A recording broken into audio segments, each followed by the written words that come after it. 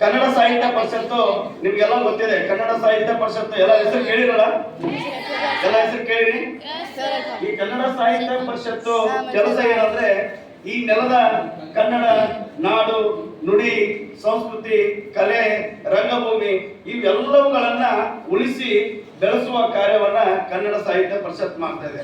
1915ರಲ್ಲಿ ಸ್ಥಾಪನೆಯಾದಂತ ಈ ಒಂದು ಕನ್ನಡ ಸಾಹಿತ್ಯ ಪರಿಷತ್ತು ಇದು ಒಂದು ಕನ್ನಡಿಗರ ಮೇರು ಸಂಸ್ಥೆಯಾಗಿ ಕನ್ನಡಿಗರ ಸಾರ್ವಭೌಮವನ್ನ ಎತ್ತಿ ಹಿಡಿಯತಕ್ಕಂತ ಸಂಸ್ಥೆಯಾಗಿ ಇಡೀ ಏನು ಕನ್ನಡ ಪರ ಸಂಘಟನೆಗಳ ಮಾತೃ ತಾಯಿಯಾಗಿ ಈ ಒಂದು ಕನ್ನಡ ಸಾಹಿತ್ಯ ಪರಿಷತ್ತು ತನ್ನ ಕಾರ್ಯವನ್ನ ಮಾಡ್ತಾ ಇದೆ ಅಂತಂದೇಳಿ. ಯಾಕಂದ್ರೆ ವಿದ್ಯಾರ್ಥಿಗಳಲ್ಲಿ ಅಡಗಿರ್ತಕ್ಕಂಥ ಕೌಶಲ್ಯಗಳನ್ನ ಹೊರ ಹಾಕುವಂತ ಒಂದು ಕೆಲಸವನ್ನ ಮಾಡ್ತೀವಿ. ಏನು ಕೌಶಲ್ಯಗಳು?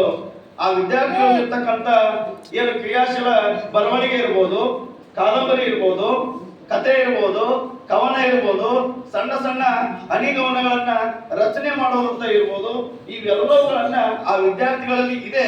ಆ ವಿದ್ಯಾರ್ಥಿಗಳಲ್ಲಿ ಹೊರಗಾಗಬೇಕಂದ್ರ ಕಾರ್ಯಕ್ರಮಗಳ ಮುಖಾಂತರವಾಗಿ ಆ ವಿದ್ಯಾರ್ಥಿಗಳ ಕೌಶಲ್ಯವನ್ನ ಏನು ಮುಖ್ಯವಾಗಿ ತರ್ತಕ್ಕಂಥ ಕೆಲಸನೇ ಕನ್ನಡ ಸಾಹಿತ್ಯ ಪರಿಷತ್ ಕಾರ್ಯಕ್ರಮವನ್ನ ಮಾಡ್ತಾ ಬಂದಿದೆ.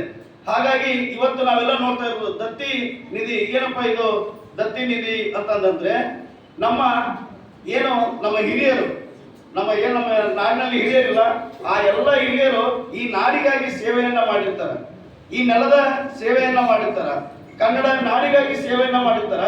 ಅಂತ ಮಹನೀಯರ ಹೆಸರಲ್ಲಿ ಈ ಒಂದು ದತ್ತಿ ನಿಧಿಯನ್ನ ಸ್ಥಾಪನೆ ಮಾಡೋದು ನಿಮಗೆಲ್ಲ ಗೊತ್ತು. ಕನ್ನಡ ಸಾಹಿತ್ಯ ಪರಿಷತ್ನಲ್ಲಿ ದತ್ತಿ ನಿಧಿ ಅಂದ್ರೆ ಮೊಟ್ಟ ಮೊದಲಿಗೆ ದತ್ತಿ ನಿಧಿಯನ್ನ ಪ್ರಾರಂಭ ಮಾಡಿದ್ದು ಅಂತಂದ್ರೆ 1935ರಲ್ಲಿ. ಅದು ಮೊದಲ ದತ್ತಿ ಕೊಟ್ಟವರು ಯಾರಂದ್ರೆ BM ಶ್ರೀಕಂಠಯ್ಯನವರು ಮೊದಲ ದತ್ತಿಯನ್ನ ಕೊಡೋದ್ರ ಮುಖಾಂತರವಾಗಿ ಆ ದತ್ತಿ ನಿಧಿಯನ್ನ ನೀಡಿ 10,000 ರೂಪಾಯಿ 25,000 ರೂಪಾಯಿ ಅಂತ ದತ್ತಿ ಕೊಡಿ ಪ್ರತಿ ವರ್ಷ ಆ ಹಿರಿಯರ ಸ್ಮರಣೆಯಾಗಿ ಇಂಥ ಕಾರ್ಯಕ್ರಮಗಳನ್ನ ನಾವೆಲ್ಲ ಹಮ್ಮಿಕೊಂಡು ಬರ್ತಾ ಇದ್ವಿ. ಈಗ ನಮಗೆಲ್ಲ ಈ ಕಾರ್ಯಕ್ರಮಕ್ಕೆ ಮುಖ್ಯ ರೂವಾರಿಗಳು ಯಾರಂತಂದ್ರೆ ಸನ್ಮಾನ್ಯ ಶ್ರೀ ವಿಜ್ಞಾನದಂತ ಉಪನ್ಯಾಸಕರಂತ ನಮ್ಮ CD ಪಾಟೀಲ್ ಅಂತಂದ್ರೆ ಅವ್ರಿಗೆ ಬಂದಿಲ್ಲ.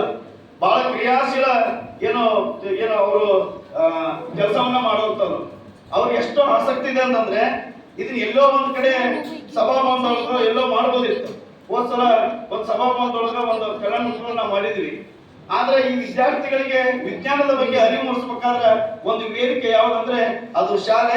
ಆ ಶಾಲೆಯಲ್ಲಿರ್ತಕ್ಕಂಥ ವಿದ್ಯಾರ್ಥಿಗಳಿಗೆ ಅರಿವು ಮೂಡಿಸಿದಾಗ ಈ ಚಾರಿಟಬಲ್ ಟ್ರಸ್ಟ್ ಕೂಡ ಒಂದು ಘನತೆ ಗೌರವ ಒಂದು ಉದ್ದೇಶ ಇಟ್ಕೊಂಡು ಸಾವಿತ್ರಮ್ಮ ಚಾರಿಟಬಲ್ ಟ್ರಸ್ಟ್ ಮುಂಡ್ರಿಗಿಯವರ ಆಶ್ರಯದಲ್ಲಿ ಈ ಒಂದು ದತ್ತಿ ನಿಧಿಯನ್ನ ಹಮ್ಮಿಕೊಳ್ಳಲಾಗಿದೆ. ಅಂತ ಮಹನೀಯರ ಸವಿನೆನಪಾಗಿ ಇವತ್ತು ಬಹಳ ಖುಷಿ ಅನ್ಸುತ್ತೆ. ಒಬ್ಬ ಕ್ರಿಯಾಶೀಲ ಉಪನ್ಯಾಸಕರು ನಿಮ್ ಮುಂದೆ ಇದ್ದಾರೆ. ಅಂತ ಮಹನೀಯರ ಉಪನ್ಯಾಸವನ್ನ ನಾವೆಲ್ಲರೂ ಕೇಳೋಣ. ಮುಂದೆ ಕಾರ್ಯಕ್ರಮಗಳಲ್ಲಿ ಕನ್ನಡ ಅಂದ್ರೆ ಏನು, ಕನ್ನಡ ಸಾಹಿತ್ಯ ಪರಿಷತ್ ಕೆಲಸ ಏನು ಅನ್ನೋದ್ರ ಬಗ್ಗೆ ನಾವೆಲ್ಲ ಮಾತನಾಡೋಣ. ಈಗ ಅವರ ಉಪನ್ಯಾಸ ಕೇಳಬೇಕಾಗಿದ್ದು ನಮ್ಮೆಲ್ಲರ ಕರ್ತವ್ಯ.